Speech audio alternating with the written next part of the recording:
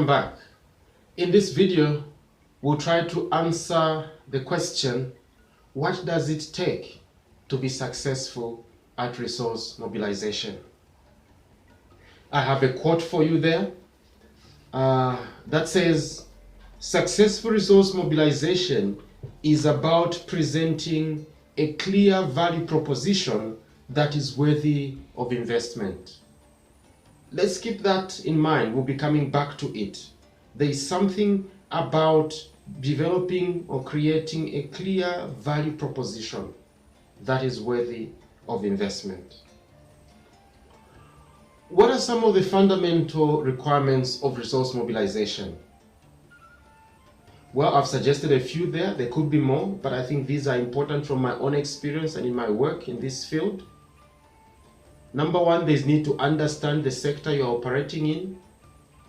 Number two, it is important to understand the core business of your organization. It is also important to be clear on the vision, mission, core values, goals, objectives, and other such strategic statements. Be aware of other players in the sector because there are others doing different things, and you have to find your space within the sector. Also develop and continue to update your database of prospective resource providers.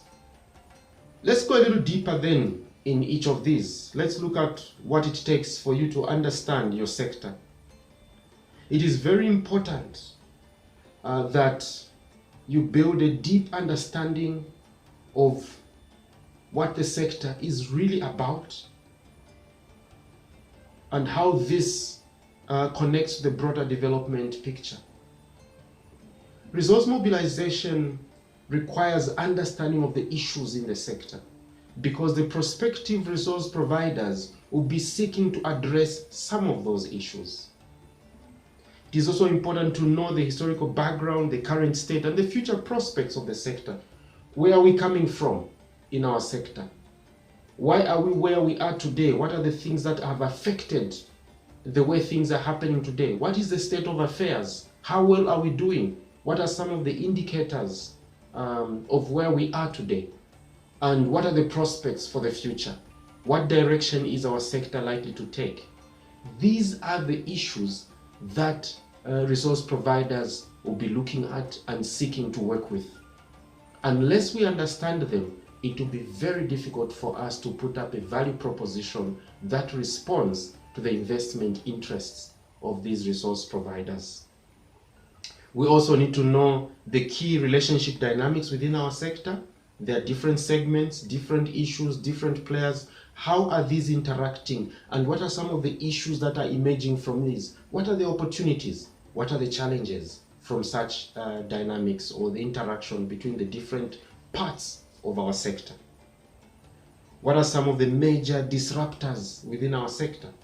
Here I have in mind issues such as emerging innovations, and we'll be talking about this a little more.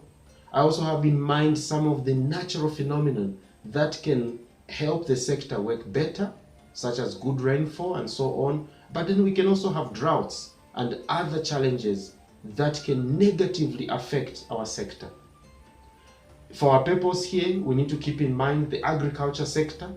And so as I speak, most of you will be thinking of agriculture as the key sector of interest to us. Apart from understanding the sector that we operate in, we also need to understand the core business of our organization. Each institution must find its place within the sector and know what to focus on. So what kind of player are you? And how does this connect to the functioning of the sector? For instance, we are helping to set up network organizations of BDSPs.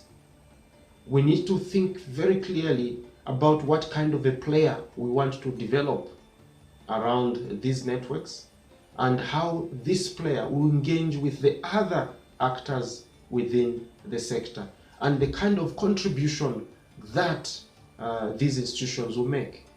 We can also think of you as an individual BDSP, as a firm, or as an individual consultant. Define yourself clearly within the broad sector and see how your work is contributing to the development within that sector. So then we'll ask the question, where do you fit in the broader picture? And what are some of the key relationships that connect to your core business as a network organization or as a BDSP?